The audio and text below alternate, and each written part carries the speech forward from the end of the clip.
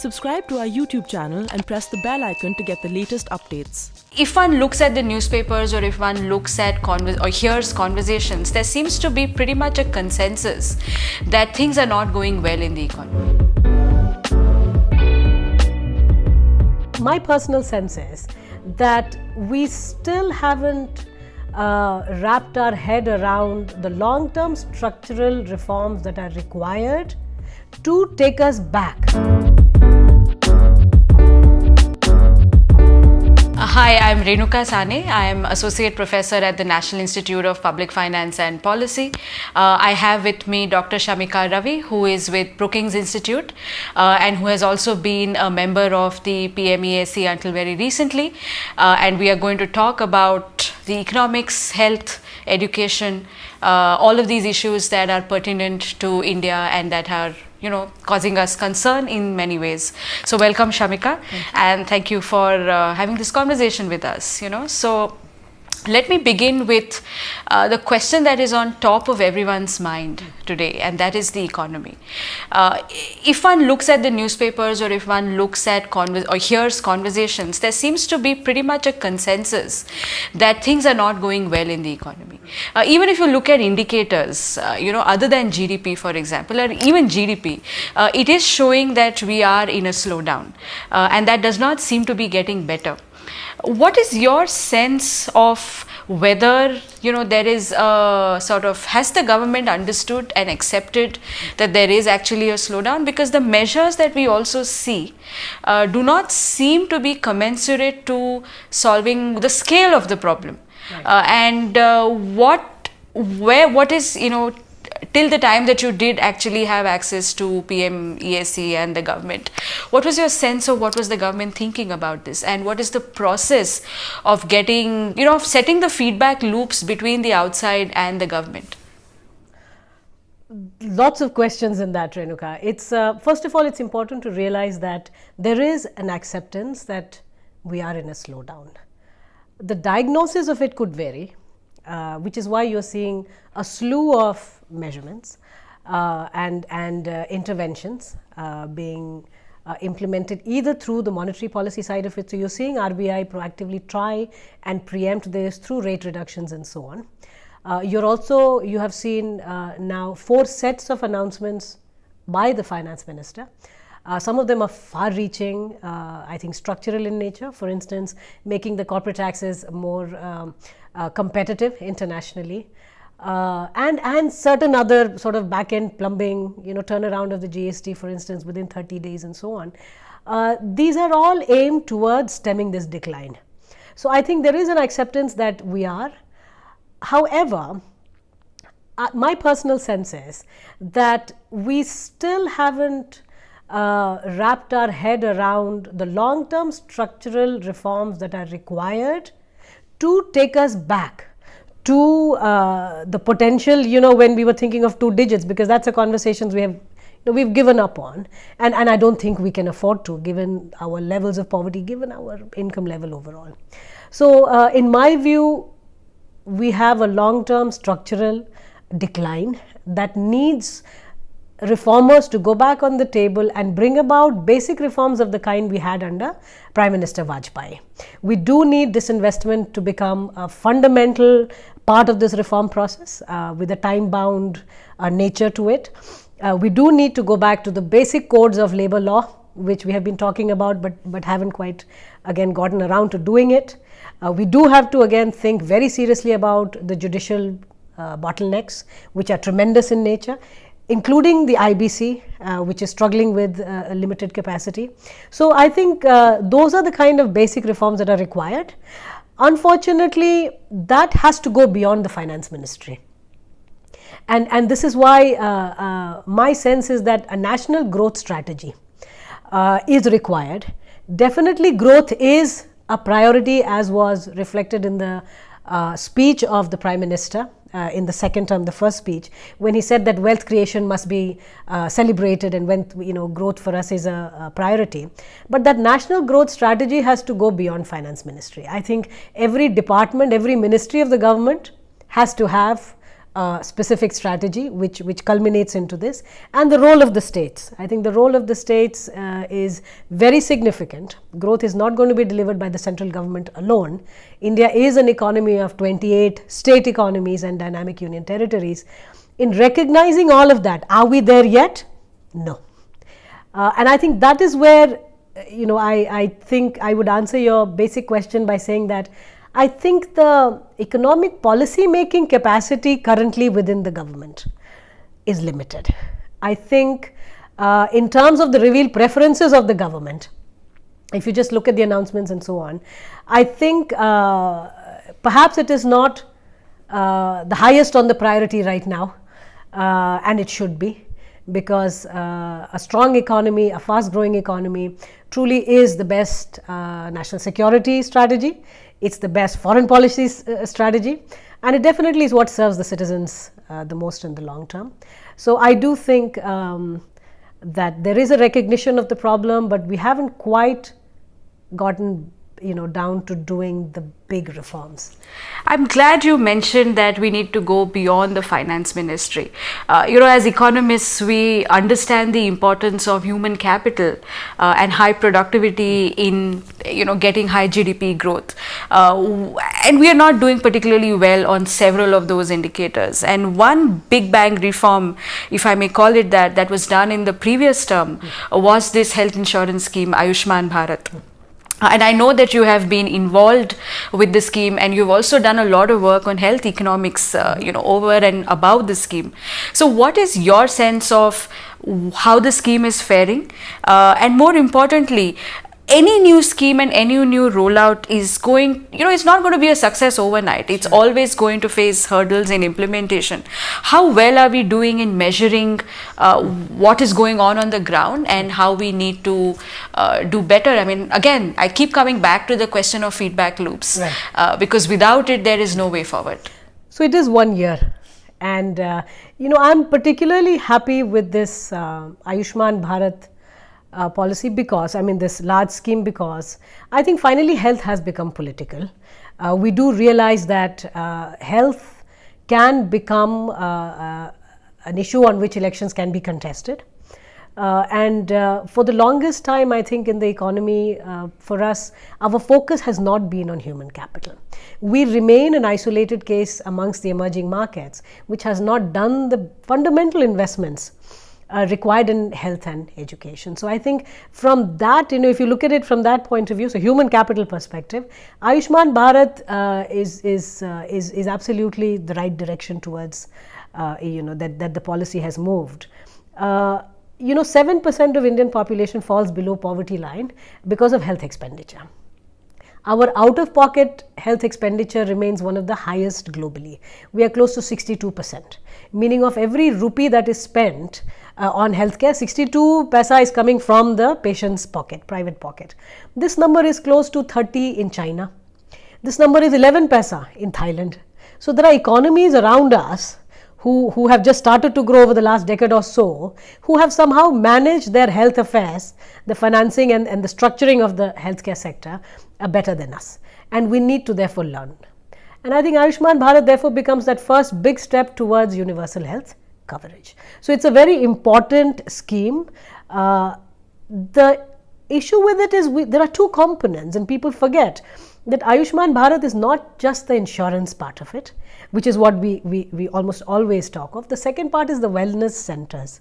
And wellness centers really become the first gatekeeping required as the fundamental primary healthcare service that the state provides, so that you can actually prevent many things. You can keep the cost of healthcare low. So not everybody needs to go to a hospital for fever.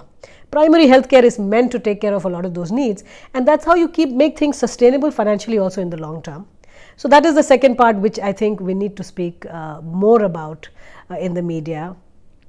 But the first part is an important one as well, which is the National Health Protection Scheme, or Modi Care as it is commonly referred to in the media.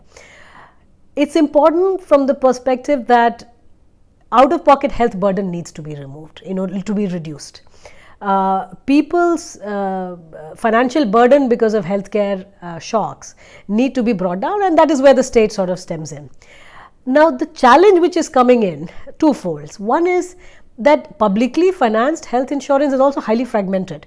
You have the CGHS, you have the ESIS, you have the insurance for the armed army personnel, and then of course you have Ayushman Bharat. These are all going from the state's pocket. You need to be able to integrate this. This is too fragmented, therefore costlier than it should be, number one. Number two, the different parts of the country, the different states have very different healthcare institutions and apparatus available publicly. Meaning in states like Chhattisgarh, Himachal, southern states, you have well-run district hospitals, you have Goa, relatively well-run primary health centers and so on. Now in these places, health insurance is basically financing care which is public in nature. So the cost is naturally maintained, or it doesn't escalate. But in many parts of the country where public care is almost non-existent or very, very bad quality, their healthcare is mostly through private sector. Private sector has a natural tendency to escalate costs. That's just the nature of incentives.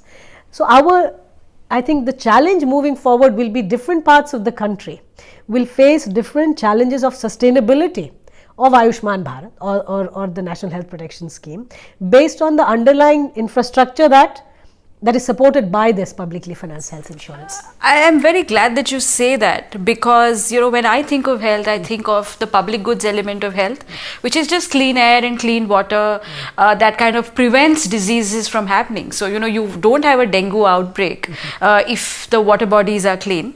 And then there is the healthcare element, and all too often in India we have focused on the healthcare element. Even with Ayushman Bharat, a large component or what gets the attention is the insurance element, and what we perhaps need to refocus on is the wellness element or the public health, public goods aspect of what health is. And do you see any movement towards cleaning up our air or cleaning up our water, which improves productivity directly and also through improved health? I do think that Prime Minister Modi, in my recent memory of seeing public policy in space of healthcare particularly, is perhaps the first Prime Minister who's championing or making climate change electoral. We are actually trying to make plastic free or single-use plastic, trying to take it away from society in a concerted way. But I think the efforts, or if you look at indoor pollution, we've had elections campaign run on the LPG scheme because it fundamentally reduces indoor pollution, and that is why perhaps it was so popular in the rural areas. So we have to recognize that a lot of these schemes, perhaps not packaged as health interventions, have inadvertently, and I'm glad, rightfully so, led to improvement in the quality of we could call preventive care or just cleaner air, which might not have been the original intent of it. It might have been just delivery of certain kinds of subsidies in a more a rational or plugging leakages, but I think it has had tremendous inadvertent impacts on healthcare, primarily for women. The pipe drinking water that we are talking about, if we are actually able to pursue that large infrastructure sort of a goal that we have, it will have inadvertent again and disproportionately higher impact on women, because it's the women who are spending a lot of time managing water resources, particularly for drinking and so on. So I do think there have been efforts. It's just not done the way we typically think of healthcare and water and air. Right. We've talked about the economy and we've talked about the health, and I think I want to segue into my next question, which is what you said about women's health and women's participation in the labor markets. So we've made there is again a lot of discussion about labor force participation issues in the economy. Unemployment rates are high, but one fact is also that women's labor force participation in India is extremely low. Right. So do you have some thoughts on how we might change that? So Renuka, there is conflicting mixed evidence. We know empirically India remains an outlier as a fast growing economy where labor force participation of women is actually declining. We haven't seen that even in societies which have had terribly skewed gender ratios such as South Korea. and yet even in those places with growth, women have joined the labor force. Now the conflicting evidence, some of it which does stand out, for instance, is there's one very good research which looks at labor force participation of women as a cross wage elasticity of supply of labor of women to rising wages of the husbands. Now I can see why that might be significant, because as families are becoming more nuclear, and of course there's growth, so income levels are rising, there is cost of childcare, right? Society cares, values women, children, wants to have children, yet we do not have institutional support for this kind of childcare. So what eventually ends up happening is, as the household begins to earn more or the husbands begin to earn more, women are likely to step back and invest within the household. Now, till we really monetize all the in-house activities of the women, we are likely to see, because formal participation in the labor force is measured in a certain way, we are likely to see this decline. Now, I'm not for once saying that this is out of choice. A lot of educated women, in fact the girls do better in 10th and 12th. The girls have typically outperformed the boys, and yet when it comes to joining labor force, particularly after having children, is very, very low. So we've had studies by the IMF, we've had the McKinsey type reports, which have basically said if you actually get in more women into the labor force, your GDP can increase by as much as 27% increase, which is a tremendous increase. I do believe that we'll have to now enact policies. If the society values children, then the society must pay for it, which means we have to institutionalize childcare. We will have to free up women and give them the choice to join this labor force, because at such low levels of human capital availability, and particularly if we envision ourselves to be the HR capital of the world, then it's a shame that so many educated, trained women are not necessarily putting their training to the best use, because children are more important right now and there is no alternative to that. But on the broader labor force participation, I think it's important to realize India just has very low labor force participation on the whole. Most of our competitors today in the emerging market, if you look at Vietnam for instance, close to 74% labor force participation. China has had close to 72 for almost 30 years now. Bangladesh has 57% labor force participation. Ours is 50%. Of course, women are a large share of that. But on the whole, this is an enigma. For a country which is still lower income or lower middle income, let's say, this kind of very low labor force participation remains a real cause of concern.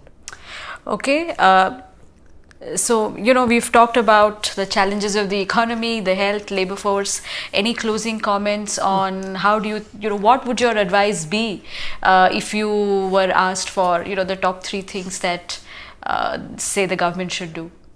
I think the top 3 things, Renuka, I would say go for privatization. Put the reform agenda back in the same gear that we had under Prime Minister Modi, Vajpayee in NDA 1. I think it's important to think that if you're always going to worry about whether we are selling the PSUs at the right price, we're going to be stuck in the opportunity cost sense, losing a lot more money in the long term by maintaining this. So one is privatization agenda should be at the heart of some of these early fixes. But then get a handle on land and labor. Those are things, and agriculture. Agriculture for us is a huge cause of concern, and yet we haven't really taken a shot at it beyond the MSP type policies, and those are hugely distortionary. They are having long-term nutritional impacts, in fact, on our well-being. We are eating the wrong set of things. We're eating too much cereal. A lot of it is an outcome of the agriculture policy we've maintained. So a departure towards doubling farmer income, for instance, is a good idea. So, but we still, haven't really held the bull by the horns as far as agriculture is concerned. No serious discussion on that. And then, of course, judicial. I think we let go of the judiciary very sort of easily, and yet we know that the delay in the system is having a serious impact. I think the lack of economic knowledge within the judiciary is hurting us very badly. There are real implications to some of the widespread, the judgments we've had, such as the coal allocation. I've spoken about this in the past, that PILs of this nature cannot be entertained and by one judgment annulling allocations of 18 years is almost blinding ourselves to the fact that there are entire economies, millions of people employed around a sector such as power. And we have to be more pragmatic about these decisions within the judiciary, I think. So yeah, there are quite a few. I think I've exceeded 3, but I'd say, yeah, those are the top of the agenda. Well, all extremely important points, and I hope that people are listening. And thank you very much, Shamika, for your time.